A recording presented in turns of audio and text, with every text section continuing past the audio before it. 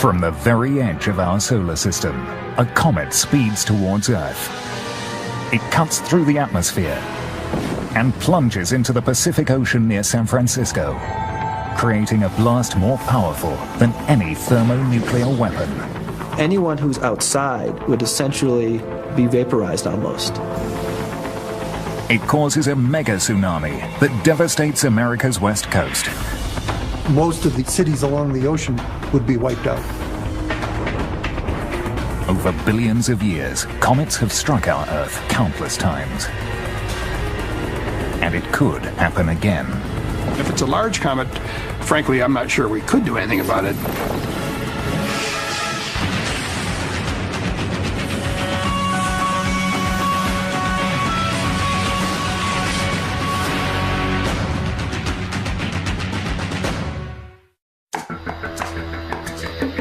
Through history, comets have been seen as bad omens. People believed a comet heralded the assassination of Julius Caesar, and another foretold the Black Death in medieval England.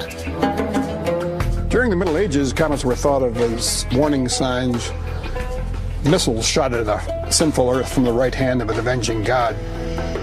Some cultures depicted them as blazing swords, slashing the nocturnal sky as an expression of divine wrath.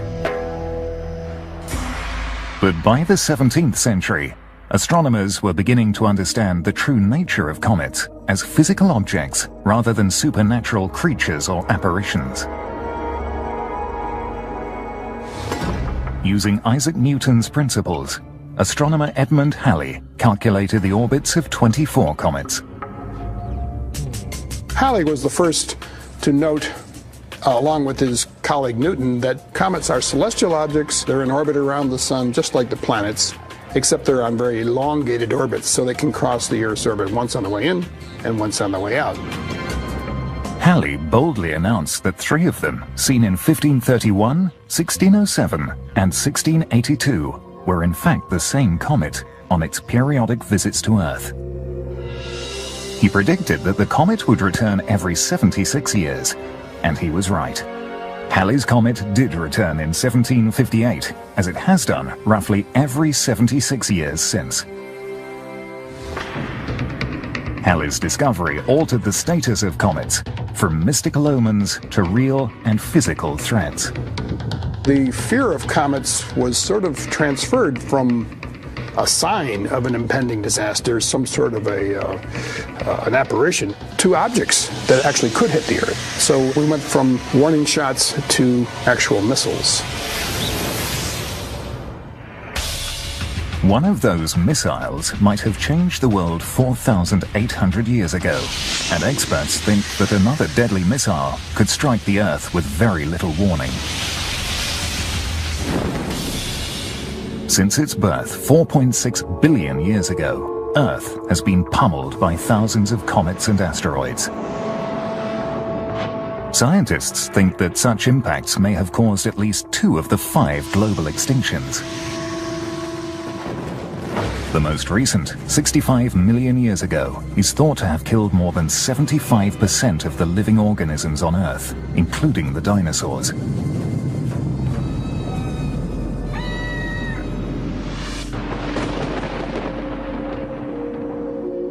These major cosmic strikes seem to occur at very long intervals.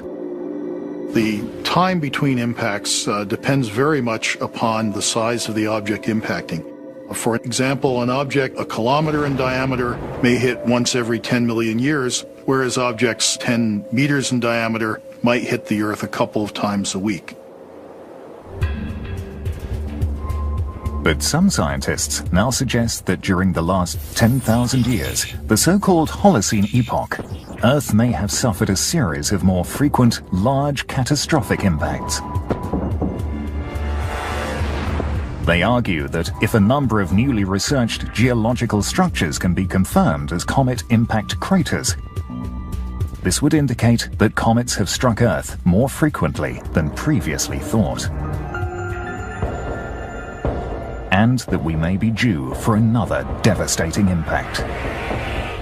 If we are able to prove that we have this many craters within the Holocene, it implies that there should be a large impact on the average of about every 1,000 to 3,000 years. And so we should have another impact within about 1,000 years. To date, scientists have found only about 170 impact craters on Earth, of which only 2 were caused by substantial strikes within the last 2.6 million years.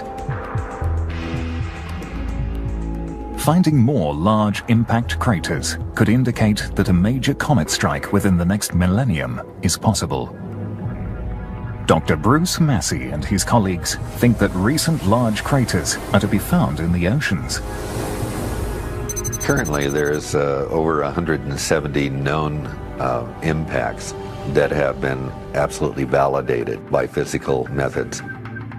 Of those impacts that have been documented, there are none in the ocean, and yet the oceans cover more than 70% of the Earth's landmass. So we are missing a large percentage of recent impacts because they occurred in the ocean. According to Doctors Abbott and Massey, one of those missing impacts may have happened 4,800 years ago. They believe that its catastrophic effects could have inspired the story of the Great Flood found in the Bible and other accounts. Throughout the ancient world, different cultures, from Europe and Asia to the Americas, had legends of a great flood. Because we only have truly one universal myth, that's the myth of the Great Flood, it was my hypothesis that perhaps it was evidence of a globally catastrophic event. According to Dr. Massey, this globally catastrophic event may have been the impact of a comet crashing into Earth. Many of the legends describe supernatural creatures or fiery objects appearing in the sky around the time of the flood.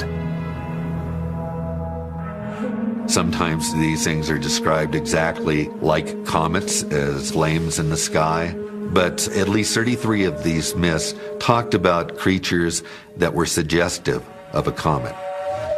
Dr. Massey sees further evidence of widespread disaster in a series of global changes that occurred 4,800 years ago. At that time, advanced societies were already developing in many parts of the world. This was already the time of the first dynasty of pharaohs living in Egypt, very advanced civilization. Then, around the year 2800 BC, there was a series of sudden climate and social changes across the globe. All of a sudden, we get a cooler environment. Areas that had before been forest, all of a sudden they're savannas. They're open grassland. The relationship between the oceans and the atmosphere also changed. The well-known El Nino Southern Oscillation is really a driver for climate on the Earth, undergoes a profound change itself about 4,800 years ago in terms of its periodicity, in terms of its intensity. Also during this time, there were a number of human migrations. Populations are moving around. Language dispersals, for example, we get Austronesians moving out of Taiwan and mainland China down to Southeast Asia. We get Indo-Aryans moving out of northern India into Eastern and Central Europe. Dr. Massey suggests that all these social upheavals and climatic changes can be traced to a great flood that he believes was caused by a comet strike.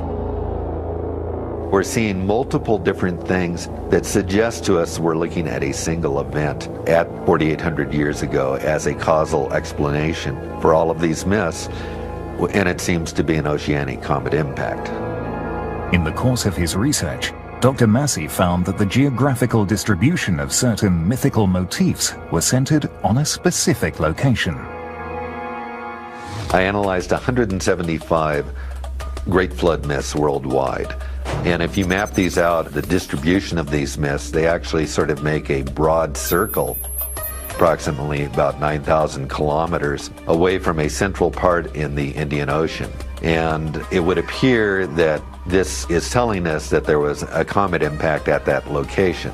Looking at the environmental information contained in those myths, such things as the amount of rainfall, the presence of hurricane-force winds, tsunamis, All of these myths together formed a logical picture of something happening at a single point in time. It is difficult to assign an exact date to the Great Flood, but Dr. Massey suggests that the legends themselves may point science in the right direction. I was able to hypothesize a precise date for this event by looking at what was in the myths, talking about conjunctions of planets in certain constellations, lunar eclipses, solar eclipse, and conjunction of 4 or 5 naked eye visible planets at a single point in time is a very rare event.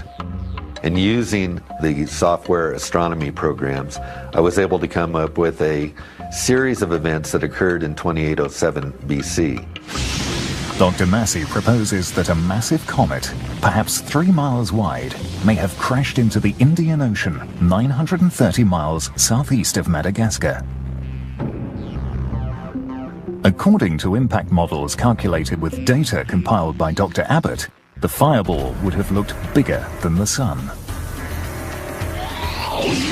The comet would have hit the waves at over 100,000 miles per hour, with over 30 million megatons of energy, generating a mega tsunami that would have devastated coastal lands and human settlements on 4 continents. Torrential rains, created by the vast injection of seawater and impact debris into the upper atmosphere, would have flooded land across the world. Small aerosol impact particles would have been ejected into the stratosphere, blocking the sun's radiation and generating cooler temperatures. Based on the mythology and based on the archaeological record that we see, I would suggest that perhaps 50% of all people died, either directly as a consequence of the impact and impact-related events, or from starvation in the months that followed. But mythological accounts are not proof. Mythology by itself cannot really prove anything when it comes to looking at natural events. We need physical evidence itself. Scientists are searching for that physical evidence in the Indian Ocean. There, proof of a colossal comet strike may lie hidden in rocks smaller than a human hair.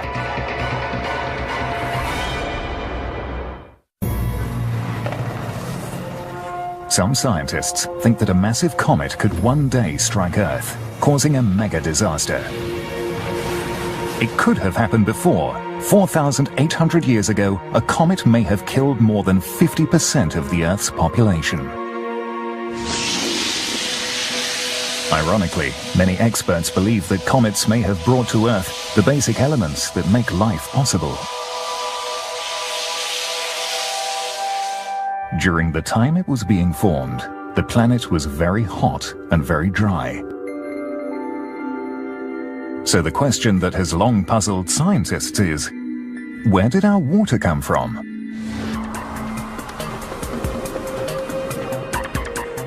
One theory is that comets striking Earth billions of years ago provided the water that would eventually make up the planet's oceans and seas. In 2000, Comet Linear broke apart as it passed by the Sun. Infrared spectrum analysis revealed that the comet was probably made up of water in the form of ice. Some scientists believe that comets may have also dispersed complex organic molecules that could have become the first cell membranes on Earth. Comets came in and provided much of the water that's in our oceans today and much of the water that's in our bodies today. And comets may also have brought to the early Earth much of the carbon-based molecules that is necessary for life. So without cometary bombardments, it's unlikely that life would have formed on Earth. And so we owe our very existence to these objects. From the time they were formed, 4.6 billion years ago, comets and asteroids have crashed onto Earth and its moon countless times. Though the moon's cratered surface bears witness to that violent past, Earth's impact craters are less apparent. In the course of time, the Earth has actually suffered more impacts than the Moon has because it has a bigger area than the Moon does. But we see many fewer craters on the Earth. That's because erosion, tectonics, all these processes that are so active on the Earth but lacking on the Moon have erased the craters.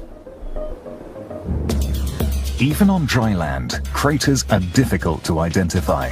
Impact craters are one of the rarest of the landforms on the Earth. In fact, only about 170 bona fide impact craters are recognized on the Earth. Of these 170 impact craters, none is located in deep ocean waters, even though oceans cover 70% of our planet's surface. But there may be a number of missing craters on the seafloor. So, how do we begin looking for evidence of a massive comet impact in the oceans? Scientists are tackling the search on many fronts.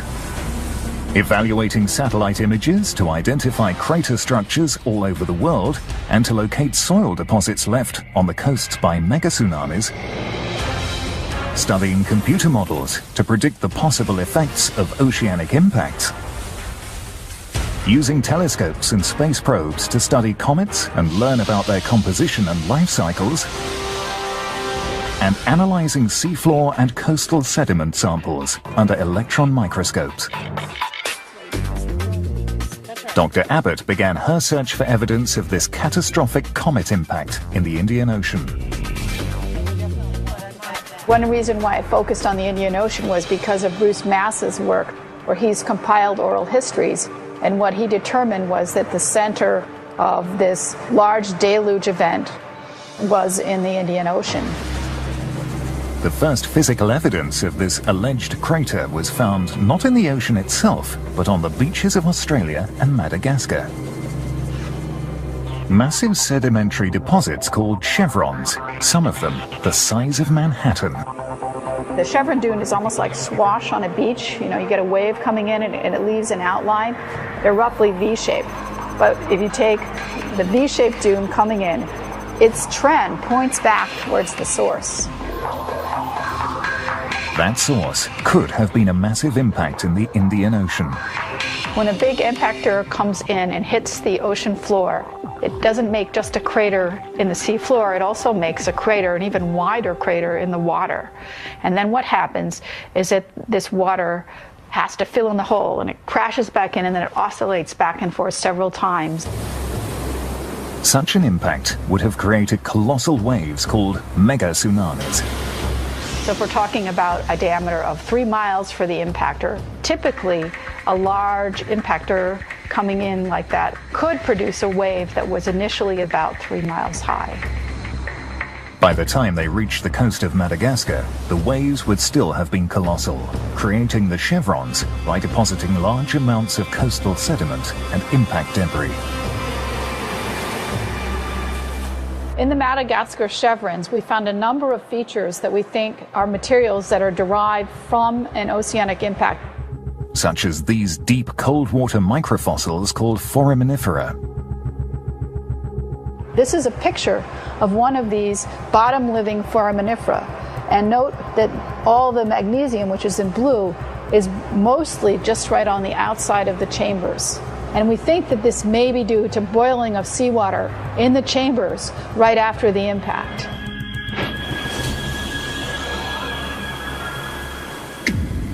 But where in the Indian Ocean is the impact crater itself?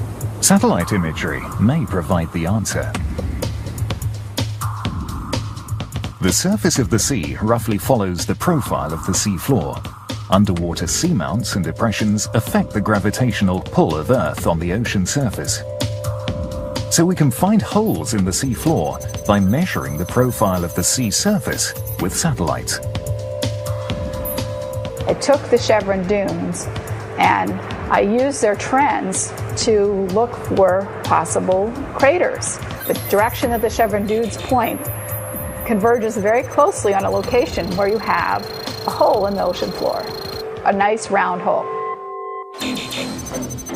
This hole is 930 miles southeast of Madagascar, an 18-mile wide structure, 13,000 feet underwater, known as Burkle Crater.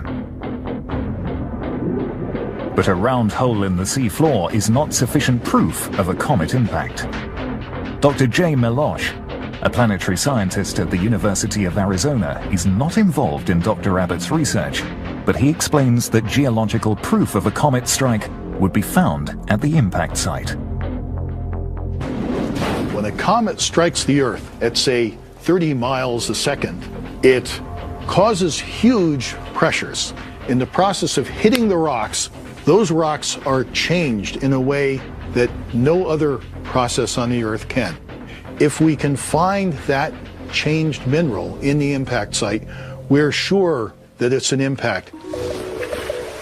Ships crisscross the world's oceans, gathering deep seafloor samples. Every one of those red dots represents an area where scientists have collected deep-sea core samples, soil samples extracted from beneath the ocean floor. Thousands of these cores are stored at the Lamont Doherty Earth Observatory in New York. This core is from the southwest Indian Ocean. It's from the vicinity of Burkle Crater, and you can see that it's a fairly dark color. The dark color is because it's from quite deep water, about 4,800 meters deep. This is enough, I think. Okay, so you want me to look for splash? Dr. Abbott analyzes the seafloor samples under a scanning electron microscope with Drexel University's Director of Microscopy, Dee Brager. When comets or asteroids hit the bottom of the sea, they tend to vaporize or melt material either from the rock that they've hit or the impactor itself, which condenses into submicroscopic splashes of metal that are shot into grains of sediment, into microfossils, into whatever is down there at the bottom of the sea in microscopic amounts. What we found in this sample were little bits of crushed rock. These pieces of rock looked as if they'd been hit with a hammer. And then on the rock, we found tiny bits of metal, nickel-rich metal. And nickel is not very common on the Earth, so we think that this nickel is bits of the impactor that were vaporized. I don't necessarily see splash yet. Still, Dr. Abbott needs more evidence to prove that Burkle Crater was created by a comet impact. What we hope to learn from this piece of deep-sea sediment is what's the source of the impact that produced Burkle Crater. We really don't know enough about comets and asteroids to be sure right now if we can tell. We may not know enough about comets, but we know they're out there, on the fringes of the solar system. Billions of them. And they are just waiting for a passing star's gravitational force to launch one on a collision course with Earth.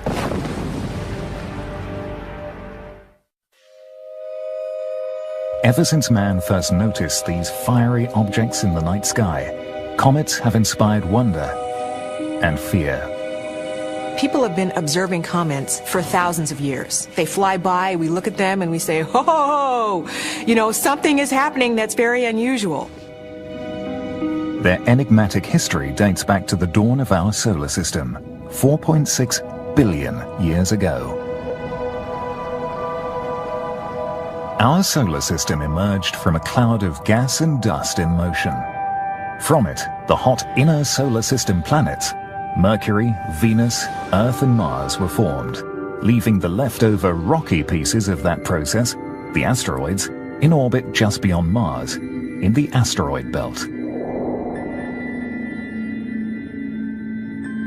The cooler outer solar system planets formed, Jupiter, Saturn, Uranus and Neptune, yielding as remnants the icy objects we call comets. There's three basic parts to an active comet. The tail can be either gas or dust, and it's typically millions of miles in length. The coma or atmosphere can be hundreds of thousands of miles in diameter, but the nucleus typically is only a few miles in diameter, and that is the heart of the comet, the ices and the dust in solid form. Billions of years later, thousands of objects linger in what astronomers call near-Earth proximity, that is within 120 million miles, which is close on a cosmic scale. There are two types of near-Earth objects that concern astronomers. We have the asteroids, which are far more numerous than the comets, but we can discover them 20, 30 years in advance of any threatening impact. The comets, on the other hand, are a different story. Unlike the more predictable asteroids, comets may appear at dangerously short notice. If we do find a comet that's on an Earth-threatening trajectory, we would only have a few months to deal with it. A comet impact in the near future is very unlikely, but the potential threat is made more critical by how little we know about these celestial missiles. We know a lot about asteroids from studying meteors for many, many years, but there's not nearly as much data on comets or how they're put together physically. As mysteriously as they appear, comets do not materialize out of nowhere. They seem to have two cosmic homes. The so-called short-period comets, such as the famous Halley's Comet, come from an area just beyond the orbit of Pluto called the Kuiper Belt.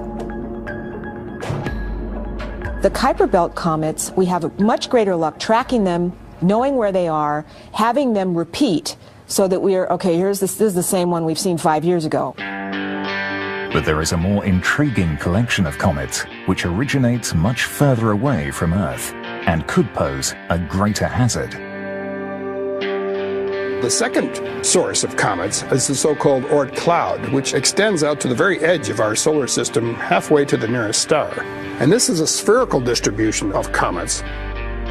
There are billions of these so-called long-period comets in the Oort cloud. The Oort cloud tends to send comets in at random. They come in from all directions, and we never know where they're going to come from and when they're going to come by. And most of those Oort cloud comets come in and go out, and we never see them again. Their size and speed make them capable of multi-megaton impacts, powerful enough to cause a mass extinction if they hit Earth.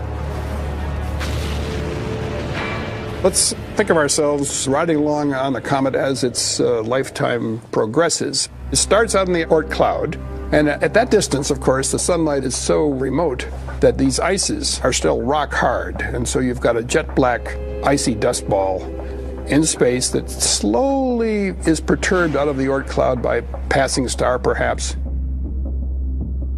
Initially, some comets travel slower than most aeroplanes. It's a million-year voyage, and the vast majority of it is spent in complete darkness and complete deep freeze of space. Near Jupiter, the comet starts to feel the sun's heat and wakes up, transforming into a high-speed missile that accelerates to over 70,000 miles per hour due to the gravitational attraction of the sun and the planets.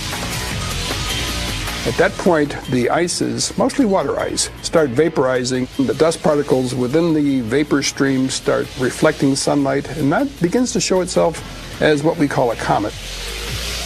This process makes it difficult to study the composition of the comet itself. The problem with studying the heart of a comet, the nucleus, is that once the comet gets into the inner solar system where we can get a good look at it, Mother Nature starts throwing off gas and dust from these cometary nuclei, and it effectively hides the cometary nucleus. And so to understand what is the heart of a comet, you have to send spacecraft. A number of missions to study comets have been launched since 1978. But two recent missions have been the most successful.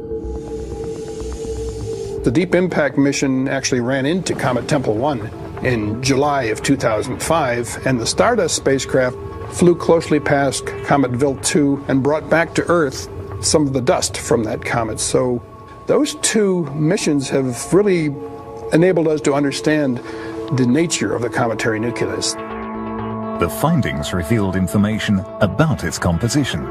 The fact that they're jet black, they're icy dust balls covered with a layer of silicate dust, talcum powder-like dust. Objects that are a few miles in diameter, muffin-shaped, easily broken apart, very fragile objects, and the remnants of the early solar system formation process. Even though comets may be fragile, Their speed, size, and unpredictability can make them very lethal threats. Therefore, scientists hope that the next mission will reveal even more about these cosmic stealth missiles. The new European mission Rosetta is already on its way to Comet Churyumov-Gerasimenko. When it arrives, in November 2014, it will perform a series of maneuvers culminating in the first landing on the surface of a comet in flight. We're going to fly out and meet the comet near the orbit of Jupiter and escort the comet in all the way past the sun and out on its outbound leg, getting a chance to study it for months and months, watching it as its activity unfolds. But before we can identify which comets may pose a threat to our planet, we have to find them. Comets are discoveries. They are things that you're not expecting to find in one particular spot or another. So having a telescope that lets you look at a large area of sky at once is actually much more beneficial than something, say, like the Hubble telescope, which is really only staring at a very tiny piece of sky, but in a lot of detail. New wide-field telescopes will help us keep watch on the skies. The Large Synoptic Survey Telescope, LSST, will see first light in 2014. It will provide digital imaging of faint astronomical objects, such as distant comets, with a 3,000 megapixel camera from its vantage point on Cerro Pachón in Chile. The LSST will actually be able to take a complete snapshot of the sky every few days, and it will keep repeating that over and over again. So by stacking these full sky pictures up one on top of the other, astronomers can look to see if anything is moving. On the 7th of August 2006, using this 4-picture time-lapse sequence, astronomer Robert McNaught discovered the comet now bearing his name. The faint and fuzzy spot moving within the circle is Comet McNaught. Once we find these objects in the inner solar system, we have to compute orbits for them to be able to predict where they'll be in the future. Asteroids are easier to find and track because they are inactive, and their orbits are affected only by neighboring planets. Comets, on the other hand, have an additional problem with them because when they get into the inner solar system, they start thrusting toward the sun, and that pushes the comet in the opposite direction. This may modify their trajectory as they fly, like a rocket engine might, making it difficult to calculate their orbits accurately.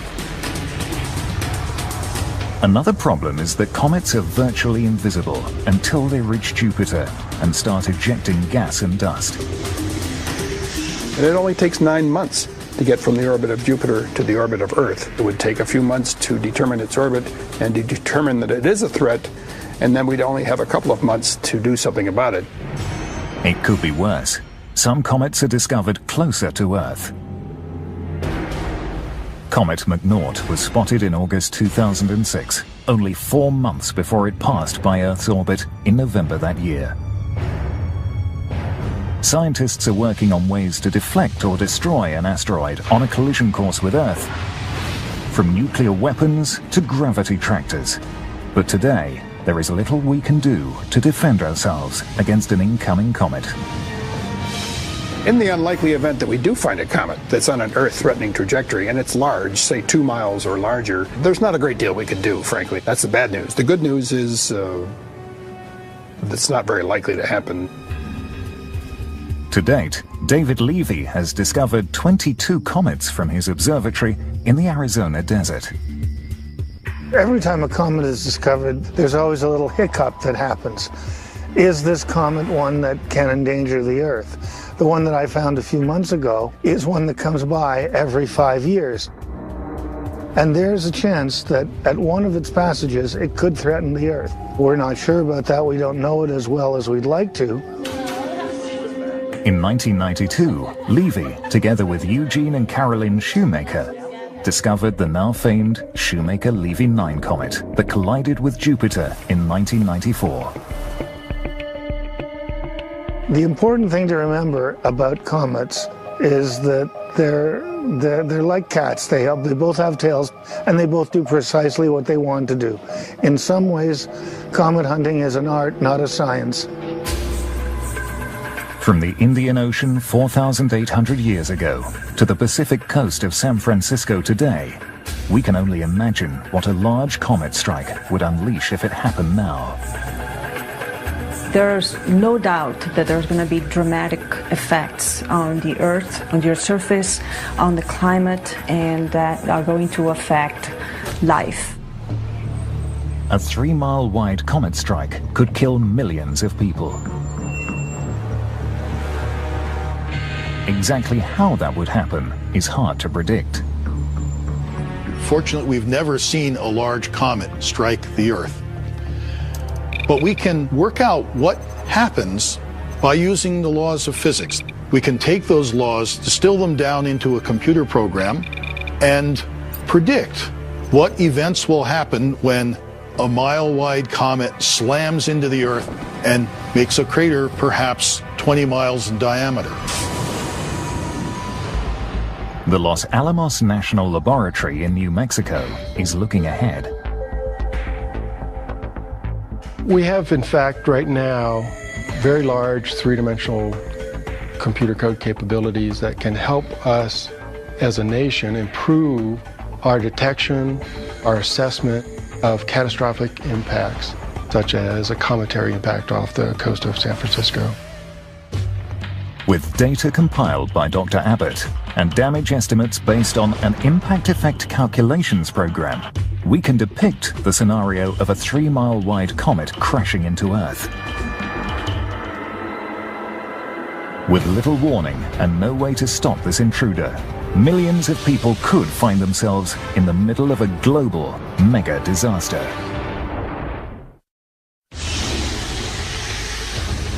Could a massive comet crash into the Earth again? This science fiction scenario could become a devastating reality. Based on data gathered by Dr. Dallas Abbott and calculations performed with the University of Arizona's Impact Effect Calculator program, it might unfold like this. A comet started its journey millions of years ago on the distant edge of our solar system. It is now near Jupiter. The stealthy ancient traveler, awakened by the approaching sun, starts jetting dust and gases from its icy nucleus. It is 4 months away from its target, Earth. 2 a.m. at the Mauna Kea observatories in Hawaii. Astronomers identify the faint optical signature of what may be a new comet, as dim as Comet McNaught's image when it was discovered in 2006. Other astronomers around the world confirm the sighting. It is a new comet, and it is approaching Mars fast. The Minor Planet Center in Massachusetts begins to calculate its orbit. It will take scientists at least a couple of months to calculate whether it could hit Earth. Nearing Mars orbit, the traveler is now a dazzling sight with a growing tail of light, dashing towards the Earth at over 50,000 miles per hour. It is confirmed. The object is a long-period comet with a trajectory that will cause it to hit Earth in 30 days. Warnings are issued across the world, but time is running out. Governments and international space and military organizations scramble to decide on a course of action. It's technologically much more difficult to deal with a comet than it is an asteroid. Shooting it down is not an option. It may compound the problem by creating a collection of fragments. Diverting its trajectory with a spacecraft is not possible. There is not enough time to prepare and launch such a mission. Now, about 2 million miles away from Earth, the comet speeds at more than 100,000 miles per hour. Scientists narrow the probable impact zone to an offshore area near San Francisco. The comet is about to collide with our planet's most effective shield, the atmosphere, but it will provide no defense at all. So a large comet, several miles in diameter, would simply punch right through the atmosphere, and it wouldn't matter that the comet is fragile and underdense and porous. Bridges and freeways are jammed as a panicky population tries to flee the city. but it is too late. The 3-mile-wide comet hits the Pacific Ocean 100 miles west of San Francisco. With more than 30 million megatons of energy. When it impacts the ocean surface, is going to essentially vaporize the water almost immediately. The impact unleashes a blast of thermal radiation towards the city. You're talking about minimum of temperatures around 1500 Kelvin. So anyone who's outside when that event occurs would essentially be vaporized almost. Wooden structures, dry grass and brush all ignite in a flash. Flames burst out around the city. As over 7 million people in the Bay Area are scorched by the lethal heat. A 9.0 earthquake caused by the comet's impact shatters structures and buildings all over San Francisco. The Bay Bridge collapses.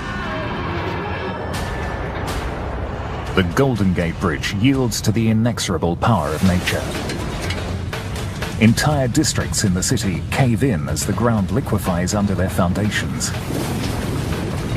Cracks appear in the ground, transforming the landscape.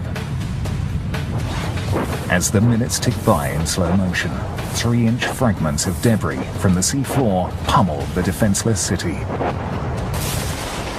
In the midst of chaos and destruction, a moment of eerie silence precedes the sonic bang. The deafening air blast breaks through at more than 4 times the speed of sound, destroying whatever had been left standing. The resulting shock wave and the overpressure produced by that shock wave could lead to the destruction of a vast number of buildings in San Francisco. You're probably looking at most buildings being destroyed. Glass windows shatter all over the city. Highway truss bridges collapse. Cars and trucks on the roads are tossed about by high-speed winds. And now, this landscape of utter destruction is about to be washed over. The comet's impact has generated a massive mega tsunami just 100 miles offshore. By the time it hits the coast, the enormous wave swamps the Golden Gate Bridge, crashing into the bay and flooding the city. It also travels west toward Hawaii at more than 500 miles per hour. More than likely, if this happened in today's world, most of the cities along the ocean would be wiped out. The city of San Francisco has been annihilated. The comet's impact has sent a plume of water vapor and solid particles into the air, injecting them more than 9 miles into the stratosphere.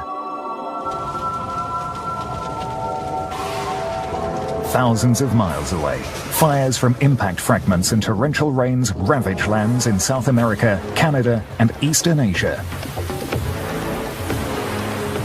Valleys and lowlands flood, decimating communities and destroying entire regions. The immense amount of water and heat injected into the atmosphere creates storms of biblical proportions. You could get the formation of a super hurricane. Super hurricane, you can imagine, is like a Category 5, like Katrina, but 100 times worse and maybe 3 times bigger than Katrina. Once that hits a region, it would produce so much rain, you could get like a 1 in a 10,000, 1 in a 100,000 year flood. But the mayhem is not over yet. As the plume spreads across the globe, you would get further cooling. This could induce, in some situations, Earth going into a mini ice age.